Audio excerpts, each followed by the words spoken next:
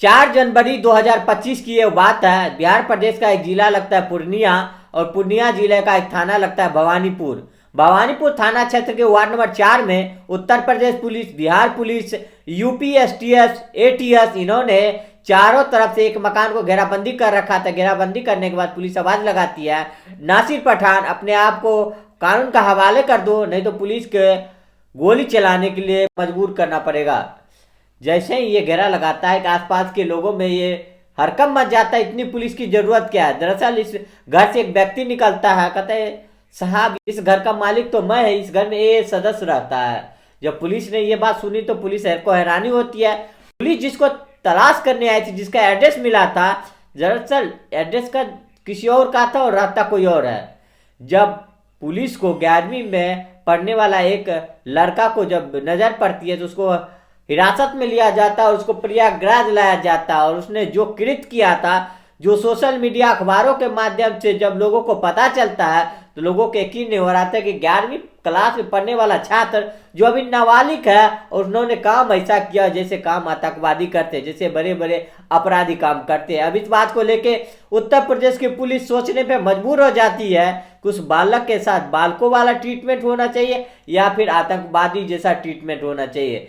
फिलहाल उस बालक को वहां रखा जाता है जहां पे बाल अपराधी रहता है, जहां संरक्षक गृह में रखा जाता है। जैसे ही लोगों ने इस घटनाक्रम को जानने की कोशिश की तो हर कोई हैरान हो जाता है। आज की कहानी को सुनाने का कोशिश कर रहा हूं कि 11वीं में पढ़ने वाला छात्र ऐसा कौन सा काम किया जो उत्तर प्रदेश की पुलिस सोचने में मजबूर हो जाता है।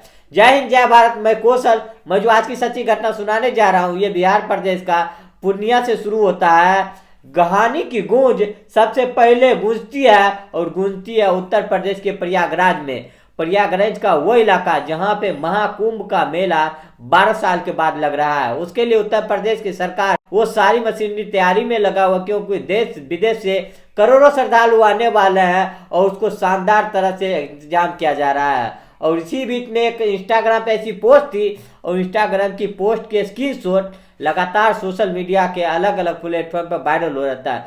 चाहे वो फेसबुक हो, चाहे यूट्यूब हो, चाहे इंस्टाग्राम हो, हर एक जगह वायरल होता है। लिखा था कि नासिर कट्टर मियाँ, उनके द्वारा इंस्टाग्राम पे लिखा जाता है और मैसेज किया जाता है कि कुंभ के मेले में बम ब्लास्ट करेगा और बम ब्लास्ट कम से कम 1000 लोगों तो मारे ही जाएंगे।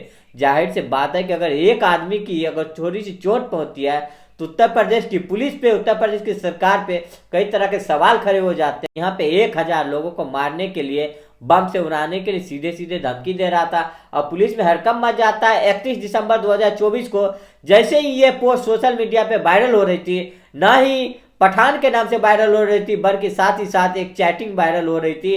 किसी ने समझाने की कोशिश की कि तुम्हें इस तरह के काम करना शोभा नहीं देता है, तुम ये काम करते हो, तुम्हें शर्म नहीं आती है। वो कहता है मैं किसी से डरता नहीं, इस तरह की चैटिंग था। समझाने वाले ने समझाने की कोशिश की लेकिन धमकी देने वाला डर नहीं रहा था, ना उसे कानून का खौफ था न किसी तरह का खौफ था। आखिरकार वो करना क्या चाह रहा था। आखिर ये पूरे घटनाक्रम को प्रयागराज की पुलिस सक्रिय हो जाता है और साथ ही साथ प्रयागराज के उस इलाके को जहां पे कुंभ का मेला लगता है उसको इतने समय के लिए एक जिला घोषित कर देता है। दरअसल 13 जनवरी 2025 का ये कुंभ का मेला शुरू होगा और 26 फरवरी 2025 तक ये मेला चलेगा। और यहाँ पे जैसा ऐसा व्यवस्था है जहाँ एक जिले का व्यवस्था होता है, वहाँ पे डीएम बनता है, एसएसपी बनता है, थाने घोषित कर दिया जाता है, तमाम तरह की सुविधाएं होता है, चाहे एजुकेशन का हो, हेल्थ का हो, हर एक तरह की सुविधा किया जाता है वहाँ पे।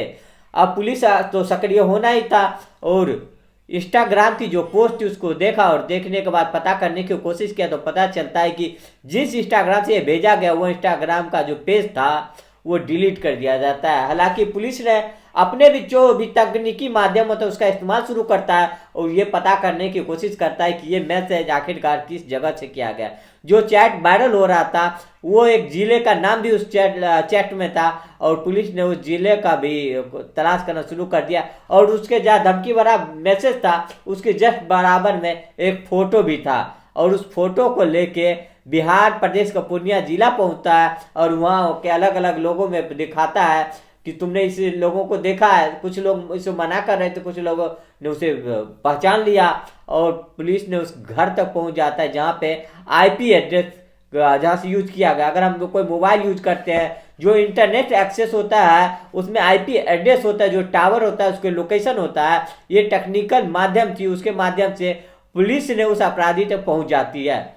और पुलिस ने जब उसकी घेराबंदी की है तो पता चलता है कि जो जिला लगता है पूर्णिया, उसका थाना लगता है भवानीपुर, और भवानीपुर का वार्ड नंबर 4 में जब पुलिस वहां पे पहुंचती है तो एक व्यक्ति निकल के आता है जिसका नाम होता है जेकी जसवाल। और जेकी जसवाल कहता है कि सर ये तो मेरा घर है, आप किसको तलाश कर रहे हैं? बोल रहा था कि मैं नासिक पठान को तलाश कर रहा हूँ। उस आतंकवादी ने उस कुंभ के मेले को बम से उड़ाने की धमकी दिया और 1000 लोगों को मारने की धमकी दिया है। जब पुलिस ये बात करती है तो सर ये कैसे हो सकता है? दरअसल पुलिस की जांच पड़ताल में पता चलता है 11वीं क्लास में पढ़ने वाला छात्र जिसका नाम आयुष जायसवाल होता है, आयुष जायसवाल को जब पड़ताल किया जाता है तो बोलता है यही ने मैसेज किया था।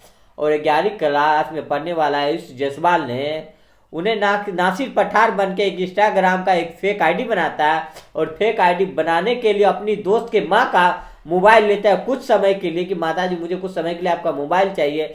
और उसने अपना सिम लगाता है उस मोबाइल में, और अपना इंस्टाग्राम का फेक आईडी बनाने के बाद उन्होंने वो एक पोस्ट जारी करता है। पोस्ट में साफ साफ लिखता है कि उत्तर प्रदेश का जो कुंभ मेला लग रहा है प्रयागराज में, उसमें बम से उड़ाने की धमकी देता है और उसमें 1000 कम से कम लोग मारे जाएंगे। और जब पुलिस ने इस मामले की जांच पड़ताल में जुटती है तो वहां तक पहुंची जाती है, और जब उसे पूछता है कि तुम्हारा नाम आयुष है और तुमने धमकी दिया है, तुम नासिर पठान के नाम से दिया है, आखिर इसके पीछे का वजह क्या है? जब उसे पूछा जाता है तो वो कहता है कि लगभग अब से 1.5 महीने पहले एक लड़के से झगड़ा हो गया था और उसी का बदला लेने के लिए उन्होंने इस तरह का षड्यंत्र रचा।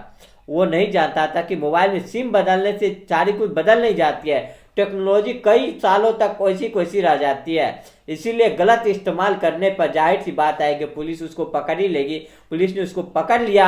हालांकि जो लड़के का पिता होता है वो बोलता है कि 31 दिसंबर 2024 को वो नेपाल गया था 1 तारीख के लिए जश्न मनाने के लिए। उसकी कोई दोष नहीं है, उसको फंसाया जा रहा है। लेकिन पुलिस के पास पुख्ता सबूत पाया गया और उसको उठा के प्रयागराज लाया जाता है। उसको पूछताछ करने के बाद उसको जहां बाल अपराधी रखा जाता है, संपेक्षण गिरी जहां बच्चा जेल भी कहा जाता है, उसमें उसको रखा गया। और पुलिस इस मामले की जांच पड़ताल कर रही है, कहीं ऐसा ना हो कि कुछ और साजिश भी हो इसमें। आखिरकार उसने खुद ही हिंदू होते हुए मुस्लिम नाम लेने के बाद इस तरह की हालत पैदा हो गई जिससे हरकम मच जाता है।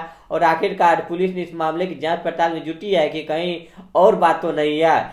लेकिन जो भी होता है वाकई में हैरान करने वाला बात होता है। पुलिस इस मामले को लेकर परेशान हो जाती है कि इसके प्रति क्या व्यवहार किया जाए, अपराधी जैसे व्यवहार किया जाए या फिर बालकों जैसे व्यवहार किया जाए। लेकिन जो उन्होंने काम किया बड़े बड़े अपराधी जैसे काम किया है। दोस्तों इसे पूरे घटनाक्रम को सुनाने का वजह किसी को परेशान करना नहीं, किसी को दिल दुखाना नहीं, बल्कि आपको जागरूक करना, सचेत करना है। आपको बताना है कि टेक्नोलॉजी का जो उपयोग है वो भले ही आप सोचते हो कि कोई इस तरह का अपराधी कर लेंगे और बच जाएंगे, तो ये एक रिकॉर्ड होता है। और रिकॉर्ड जो होता है वो लंबे समय तक मेंटेन रहता है, उसको आप बदल नहीं सकते हैं। क्योंकि आईपी एड्रेस जो होता है, किस टावर होता है, कहाँ का लोकेशन होता है, सब कुछ वो एक तरह का रिकॉर्ड होता है जिसको खत्म नहीं किया जा सकता। इसीलिए कुछ भी इस तरह का कदम उठाने से पहले हजारों बार सोचना चाहिए ताकि गलती ना हो जाए।